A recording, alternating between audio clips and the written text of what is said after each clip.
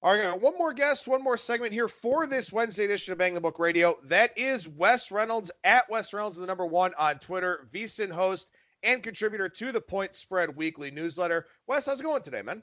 Hey, Adam. How are you, sir? Doing very well, buddy. Appreciate your time as always. And you and I both know how valuable time is here in this business. The NBA, a little over a week old. College basketball, 6 days away. Obviously, college football and the NFL still going, not to mention the NHL if you handicap that, and all the other sports, NASCAR, MMA, and so on and so forth. There's still a lot going on. But I do want to touch on a little bit of basketball with you here, looking at the NBA and college basketball. Now that we've seen about a week in the NBA, are you starting to get a little bit more confident with what we're working with? I mean, a little bit. I mean, confident being, I guess, a relative term. Still early on in the season, but I think, look, we always kind of have this. We always have some teams that surprise a little bit, and some teams that disappoint a little bit. Just looking at tonight's card, Minnesota 3-0, off to a really good start, and Karl Anthony Towns. I mean, if he was on a team that was a legit top four team in one of the two conferences, he'd be one of the MVP front runners. He's putting up great numbers and playing well, but they're off to a 3-0 start. By on the same token, on the other side, Pacers, we know they're without Oladipo, but they're 0-3 to start the season. Two losses to Detroit already, a bad performance in Cleveland on Saturday night, a Cleveland team that we don't expect to win very many games and that may trade arguably their best asset, Kevin Love, at some point this season. So we don't know how many games they're really going to win. But I think, what I'm still doing with the NBA is, I guess, still looking at different spots and just different scheduling spots and looking at teams that maybe played overtime. Like there was one last night where I did end up taking Dallas, and they got the win outright. Denver goes and gets the win at Sacramento on the road, and they were kind of like right inside the number, but they got fouled, so they ended up covering. Sacramento misses a late, like 5-foot point-blank shot, and Denver ends up getting the cover, and then they have to go back-to-back at home. So even though it was at home, I thought it was a kind of a difficult spot. Dallas ends up getting there. So you're still kind of really looking at schedule spots. But even early in the season, they're not as pronounced because, look, these guys haven't played a ton of games yet.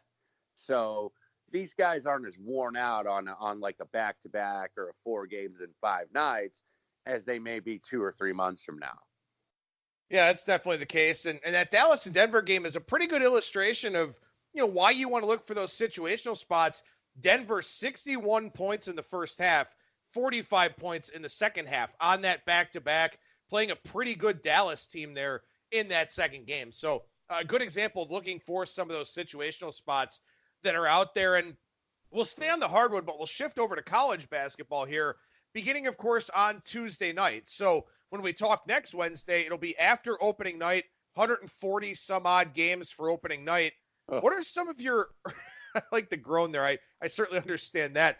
What are some of your early college basketball betting approaches? Because, again, the NBA, we know a lot of the personnel. Some of the draft picks come in and do very well. But by and large, we know who's who. We know a lot of these coaches. 353 teams, bunch of new head coaches, tons of roster turnover, whether it's guys leaving early for the draft, guys losing their eligibility, or the transfer market, which is very, very active in college hoops. But how do you sort through it all early in the year?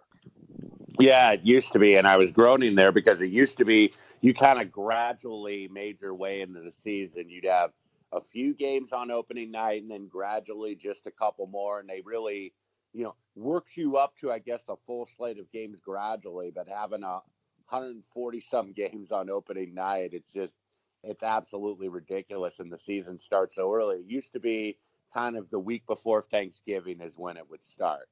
And now it's starting on November 5th. And I mean, you just don't get a break between sports. It's like if you're a baseball bettor, okay, it's done. And then you're right into college basketball.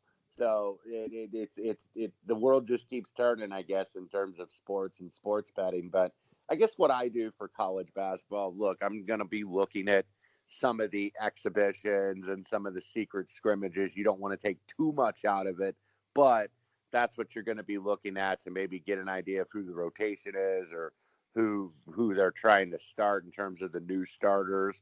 The returning starters angle, I think, is it's something you certainly want to look at, but you don't want to overplay because it's not like the odds makers don't know that. Okay, that's going to be like totally priced into the line, the 4 or 5 returning starters. But the returning starters I mainly look at, I guess, would be more of the guards. I'm looking at teams that are going to have junior and senior guards that have been multiple year starters for these teams to kind of play that angle, especially when you have those at like a middle type major school that have experienced guard play, because I think that's going to matter at least early on. They're going to know what systems they're running. And then when you get freshmen in there, especially teams with a lot of freshmen, albeit talented ones, it takes them usually about a year to learn how to play defense at the college level. There's always an adjustment from high school or prep school to college. So when you're playing a lot of those teams, most of those kids are going to make more mistakes defensively than they're going to make on offense. So those are little things that I look at. I mean, probably the first week, I will just be like a spot player, like anything else, where I'm not going to say, okay, I've got power ratings here, and I'm just going to play everything off the power ratings and every discrepancy. And that's not really how it works. It's a long season, so you have to kind of gradually work your way into it. And I think what's so hard about early season college basketball is, some of these teams play just absolute cupcake schedules. They pad their non-conference numbers. They get to conference play. We all know who they are, and we play on those strength of schedule discrepancies. Other teams early on in college basketball, they will challenge themselves, or some of those programs. We've seen Long Beach State do this for a long time. UT Arlington is a program that has done this in the past. They will play a meat grinder of a non-conference schedule and just load it up. They won't be at home for weeks at a time and just play all these difficult non-conference games. But some teams will kind of, vacillate between playing a really good team, a couple of bad teams, a D3 team, a really low major team, get back into playing another good team. So I think that's something you want to look at here in college basketball too, in the sense that some of these games where teams are big favorites will almost be experimentation games trying to figure out who your depth guys are and what rotations work the best for these coaches. For sure. And I mean, another thing that obviously dictates the scheduling so much is now the television. I mean, what you used to not see, I think they call this thing the Champions Classic, where next Wednesday or Tuesday, I forget the day, where you're going to have Michigan State playing Kentucky and Kansas and Duke playing right away. So those are huge games. I mean, and we kind of saw it last year with the overreaction. We remember in Indianapolis when Duke absolutely smashed Kentucky, and that was a young team that wasn't ready at that point. And I think people got kind of down on him, and that perception can last a little bit, a while with the team when you even have a talented team like Kentucky, because they get beat so badly early on, and then that gives you a little bit of value. So yeah, some of these teams that are young are going to very much experiment and probably be big home favorites, get out to a lead, get kind of close to the number, and then not get over the hump. So those are situations you definitely want to exploit. And I know something you like to exploit in college basketball, and something you've always done across all the different markets, is playing derivatives, playing the first halves and the second halves. And I think early in the college basketball season, this makes a lot of sense to do. Look at those box scores during the games. If you see a team went, 10 for 12 from 3-point range in the first half, built a big lead, it's probably not going to continue in the second half. So those are angles you can look for here at this time of the year too. Yeah, without question. I think that's definitely something that you're going to be wanting to keep an eye on in terms of those spots. And then these teams that, maybe the game before they go play a conference tournament, I don't think you're going to see the conference tournaments really for another couple weeks. But if you got that getaway game, like before they go to Bahamas or Bermuda or wherever, Virgin Islands, Maui, So those games sometimes can be a little bit shaky of a spot of a team because they know that they're going to a tournament where they're going to play better competition. So those are little spots you also want to look for. And not even that, but not just the better competition. I mean, obviously destinations are always fun to go to. And if you make a run in those tournaments, or even if you don't, 3 games in 3 days, 3 games in 4 days, something like that. So those coaches going to really monitor the minutes of their players in that getaway game. So I think that's a great angle to look at. And we will have some of those spots coming up here as we go throughout the month of November. Let's shift gears to college football here as we stay in the collegiate ranks, but go from the hardwood to the gridiron. And I thought it was kind of interesting. You sent over a few games you were looking at here for this week, and you seem like you're kind of on an island a little bit with this one. Game 323, 324, Michigan and Maryland. This line's gone from 17.5 to as high as 21.5. You're thinking about going on the other side, though. Yeah, I am. And it's not a side that I really love. And the fact is, I don't know if I really want to be on this team, in the fact that they've come back to earth. But it's Maryland now getting 21 in the hook. And really, this is kind of just a weird spot because, look, Michigan probably at that point got undervalued last week. Notre Dame really took the money. The narrative was about Harbaugh looking at NFL jobs, and then the fact that they were 1-10 against top 10 teams under Jim Harbaugh, so they get another top 10 team. So you saw Notre Dame end up taking the money. I know I had a conversation on one of our Green Zone shows, and we had Matt Lindeman and Mo Pearson on from Circa Sports, and Matt put his number, and they're putting the opening lines out there. So you're brave, and you're also taking some risks. It's good publicity for their book, but he had put out like Michigan -4, and actually his cohort that does a lot of the college football with him, Mo Pearson, who's at these takes on Twitter. He was like, I think Michigan's going to win by double digits here. I think they're going to win by 2 scores. And people are like, oh, my God, no way. And he got some flack on Twitter. And it's like, well, it ended up being not 2 scores. It ended up being 4 scores. So he's just kind of being nice to you Irish fans. But, I think that was a spot for Michigan where they kind of took out their frustrations because the season, I don't think it's been a bad season, but they've disappointed. I mean, they lost to Wisconsin. They lost to Penn State, and this was a chance for them, and they were focused, and they took out their frustration, and they ran up a couple extra scores at the end. So when the game was absolutely well in hand, so they kind of dumped out all of that frustration last week, and now you go on the road, and they're going to have a bye week coming up before they get Michigan State, and then eventually the big game with Ohio State. So this is kind of a little bit of an iffy spot. I mean, should they lay over Maryland? Absolutely. But now the numbers getting to a point where you'd almost want to come back on the Terps here because we've seen Michigan a little bit on the road. They against inferior opponents. They jumped out big to Illinois, and then all of a sudden Illinois fights back and makes it a 1-score game before Michigan puts it away. And I could maybe see that. Maybe just a little bit of a sloppy effort at Maryland. They're going there. Now they're laying a huge number. Everybody bets them off that huge performance last week to like, okay, Michigan's really got it going now. So you're just kind of playing against a little bit of the perception. I mean, they're going to win this game and win it relatively comfortably, but eventually, that's the thing about really doing a mixture. And you always hear people say, oh, you don't bet teams, you bet numbers. Well, that's partially true. But you also bet teams. It's really a bit of both. I mean, neither one of them are right. It's like you're both right in the fact that, okay, yeah, I don't, Michigan at the opening number may have been the right number, but now at 21.5 over 3 touchdowns, maybe Maryland here is at the right number. So that's what it's all about is just being able to take not necessarily a team, but just taking a decent number, even if it's going against the other side.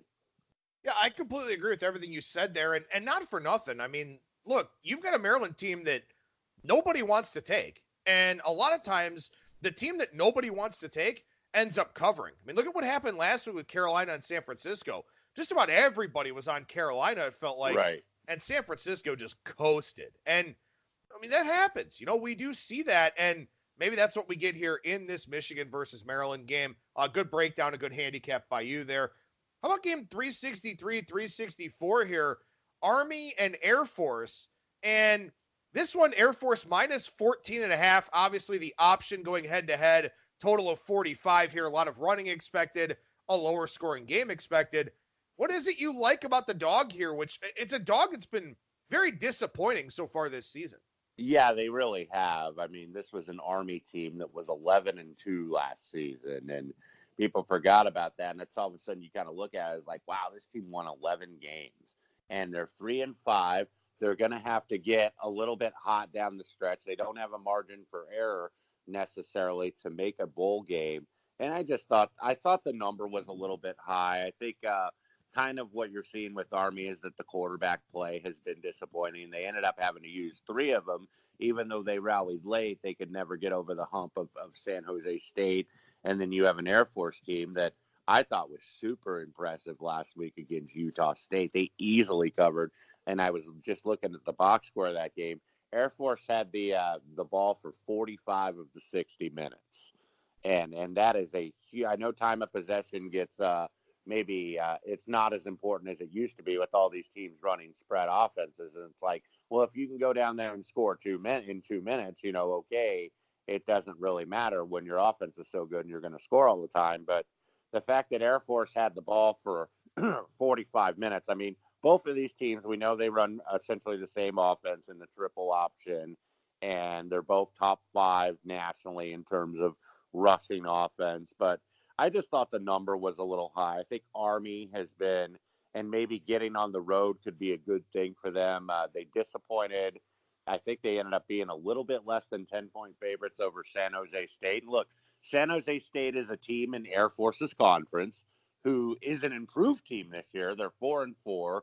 So the coach out there is making improvements, but they're still not on the Air Force level. So it's like, okay, you're going to lose to a team in a conference at home. How are you going to go on the road the next week and compete or potentially even win against a better team? So I thought, if you were laying maybe 14 or less, that's another one of those games, then perhaps Air Force is the right side, but you're getting a little bit more. You're getting 14.5, a couple 15s out there. And I think this game probably has two-way action where you have some guys on a good number on one side and some guys on a good number on another side. And look, this is kind of maybe almost the season here for Army. If they fall here, they're 3-6. They're going to get of course, the Army-Navy game at the end of the year with a much better Navy team than we saw last season. So this is one where they really got to perform, and they're really up against it. And you're going to bank on the character, I guess, of the academy kids, even though you have 2 academies in this game, that they're going to put up a good effort here. Well, and something else that's always interesting about these types of games, and I understand that this is a significant rivalry, the Commander-in-Chief's trophy, hanging in the balance with this 3-game series. And, it's so interesting, too, when you get these non-conference games in the middle of conference season. And that's not to say that Air Force is going to overlook Army by any means. I mean, again, the service academies, a lot of bragging rights on the line. But this is an Air Force team that's playing pretty well in the Mountain West here so far.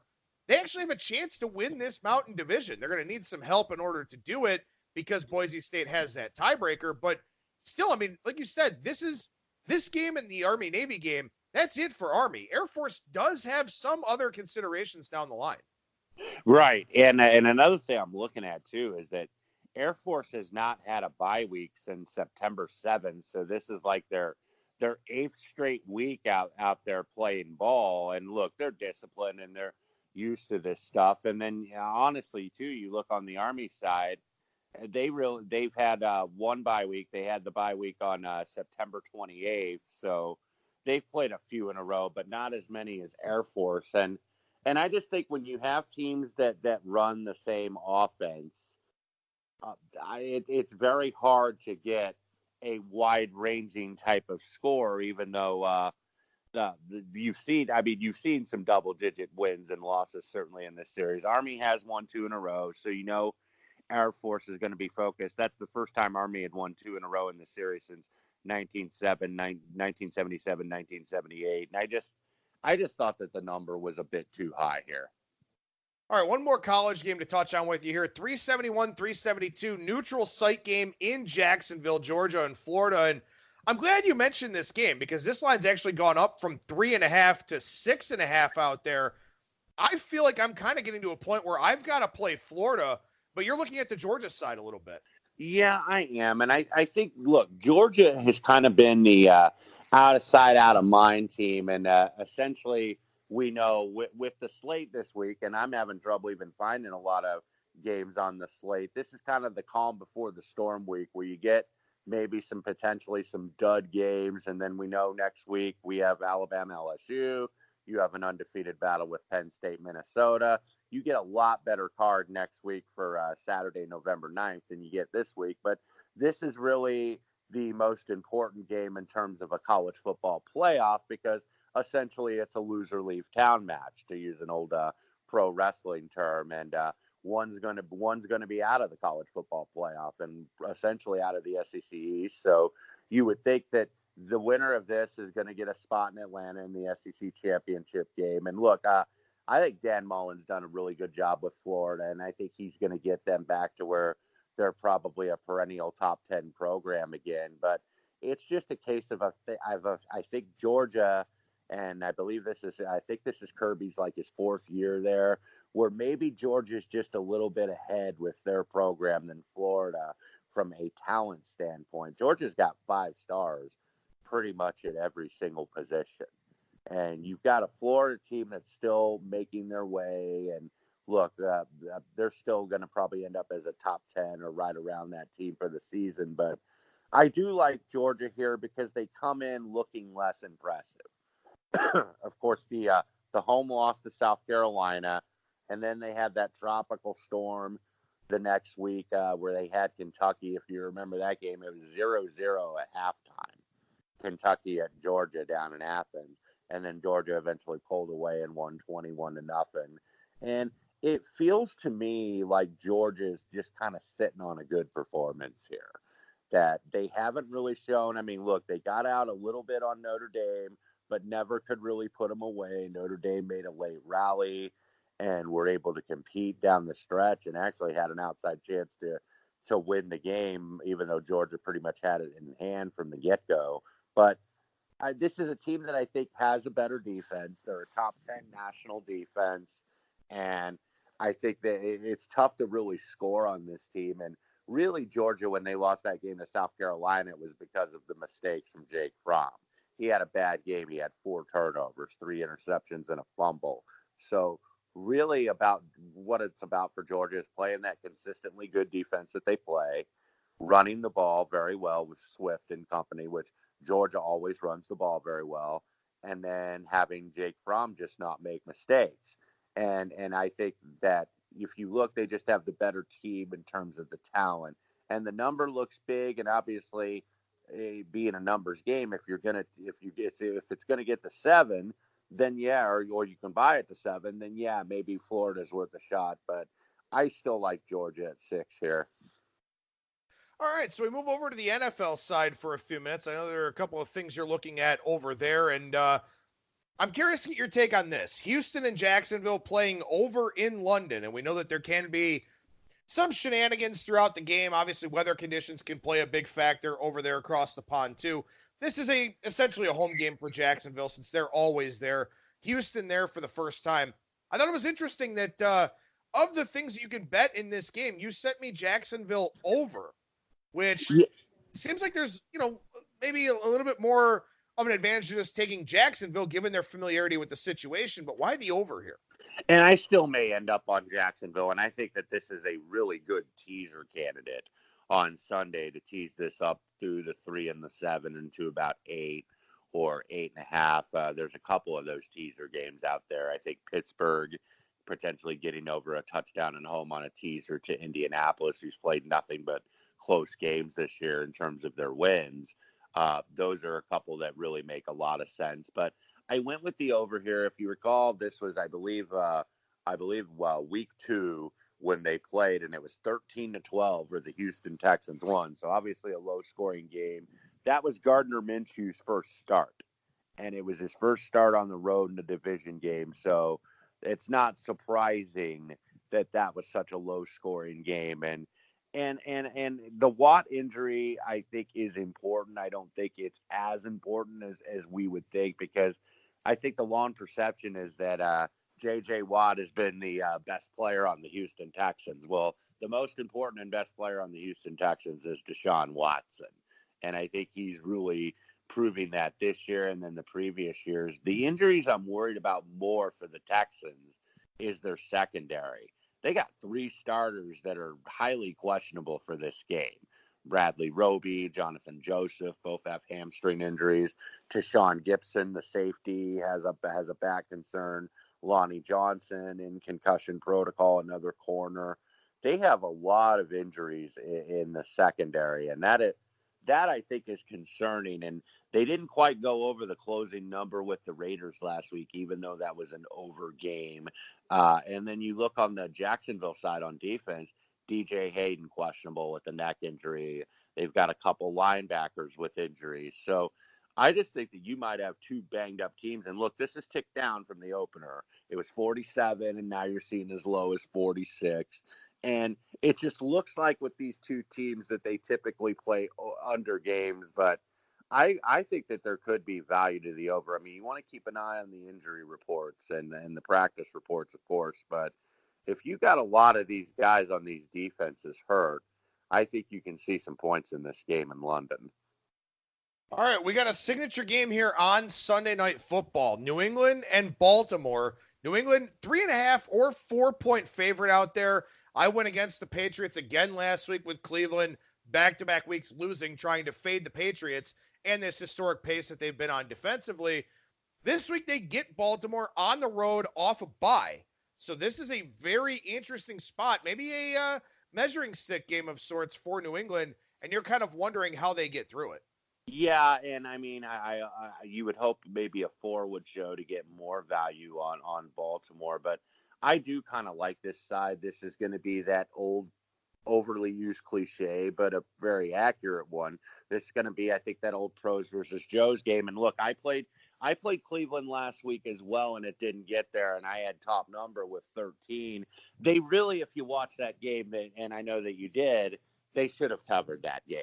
Cleveland. They got behind with those turnovers. They actually, I think, ended up slightly out-yarding the Patriots. It's not like the Patriots went through them offensively. And really, if you look offensively, they've been okay, but they haven't been great, the Patriots. And now you're playing Baltimore, and look, this isn't the vintage Baltimore defense of the past, but I think it's not a thing where Baltimore, like in past years, where they have to rely on their defense to bail them out.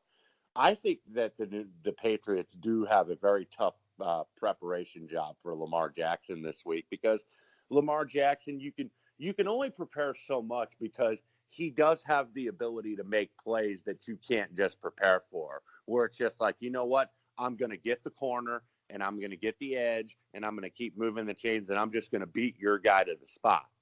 And it's like, you play it exactly right. And we've seen it over the years. I remember seeing this in the Seattle game. It's like, well, they played it right, but he just gets the corner, and he just faster than you. And he ends up getting the first downs and keeping drives from stalling. So that's, I think, the tough nut for the Patriots here is, they have, I mean, the numbers are impressive, and you got to give them credit, but they haven't faced the murderer's row of quarterbacks. Even the good teams that they've played, like Buffalo, well, this is still a Buffalo team that's struggling offensively. This is still a Buffalo team with Josh Allen in his second year and still developing as a quarterback, and Jackson's in his second year too, but his athletic ability, I think, is something that they just have not seen at this point. And eventually the Patriots, I think, even though they're winning, and they're winning comfortably, even in the Jets game, it was the defense was so good, and they rattled Sam Darnold early, and he said he was seeing ghosts, and it just got out of hand. But now you're going to start to get into some taller cotton, where you're playing some tougher teams that have the ability to put up points. I know that they're going to have Philadelphia down the line here in November. They're going to have Dallas. I mean, these are capable teams offensively, and I think Baltimore is too. And I mean, it just, maybe it's me being stubborn and bettors being stubborn to try to fade the Patriots, but it just seems almost too easy. I mean, look, bettors are going to keep riding the team until they do it. I mean, that's what the casual and recreational bettors are going to do. They're going to keep betting the Patriots team until they lose. But this could be, I think, very much a spot where they do so. Yeah, I like the angle you brought up that, the improvisation of Lamar Jackson. I mean, that's kind of what you need. I mean, to a degree, that's sort of the blueprint you're looking for to beat one of these teams. And you kind of wonder, I mean, obviously San Francisco just boat raced Carolina, but let's say it's Cam Newton. Cam Newton in his prime where he's able to run around a little bit. It is harder to game plan for that, does slow that pass rush down, and maybe to a degree it kind of limits the effectiveness, at least as much as you can, of that New England secondary because you can only cover for so long. So maybe this is the right type of spot. Maybe everything coming together for Baltimore here, especially being off of a bye with some of their defensive injuries earlier on in the season, now on the back burner. Maybe this is the spot where New England does end up going down. Wes Reynolds over at Wes Reynolds the number 1 on Twitter and at VSIN, a host and contributor to the Point Spread Weekly. Plenty of bylines, man. Plenty of spots to find you. How can people do that? Yeah, they can obviously listen to me over the airwaves on the Green Zone, and most of the time our schedule Monday 6 to 10 Pacific. That's usually during about the second half of the Monday night game and then beyond. And then Thursday 6 to 10 Pacific, Friday 6 to 10 Pacific, and then on the weekend we're usually in kind of that late window of the late afternoon games, 2 to 6 Pacific on Saturday, 3 to 7 on Sunday, and then at vsin.com, you can find all the different trials and ways that you can subscribe to Point Spread Weekly and then getting the various betting guides. I'm going to be part of the college basketball betting guide, which we're going to release next week. Also, look at that NBA betting guide. I didn't do much with that, but Jonathan Von Tobel and everybody that contributed to that did a really good job. And there really aren't a lot of NBA betting guides on the market, so you're going to find some good information in there. Once again, make sure you follow Wes on Twitter at Wes Reynolds and the number 1. Wes, appreciate your time as always, bud. Thank you so much for joining me. We'll talk to you again next week. Adam, always a pleasure, sir.